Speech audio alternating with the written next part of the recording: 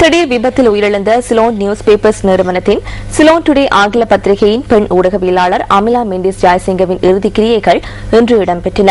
பிலியந்தலை தெல்தர பொது மயானத்தில் இறுதிக் கிரியைகள் நடைபெற்றன.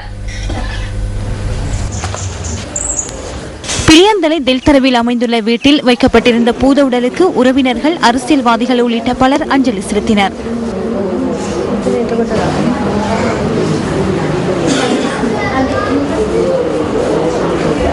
கடந்த திங்கட்கிழமை முற்பகல் அலுவலகத்துக்கு சென்று கொண்டிருந்த போது அமிலா மெண்டிஸ் ஜெயசிங்க விபத்தை எதிர்நோக்கினார். நடைபாதையில் சென்று கொண்டிருந்த அமிலா மீது அதிக வேகத்துடன் செலுத்தப்பட்ட லாரி மோதியது. இதனால் கடும் காயங்களுக்கு உள்ளான அவர் தேசிய வைத்தியசாலையில் அனுமதிக்கப்பட்டதன் பின்னர் உயிரிழந்தார்.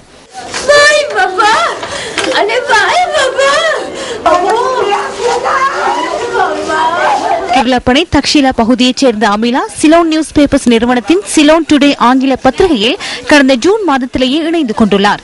கொழும்பில் உள்ள சர்வதேச பாடசாலையொன்றில் கல்வி பயின்ற அவர் உயிரிழக்கும் போது கொழும்பு பல்கலைக்கழகத்தில் பட்டப்படிப்பொன்றின் இறுதியாண்டு கல்வி நடவடிக்கைகளை மேற்கொண்டு வந்தார்.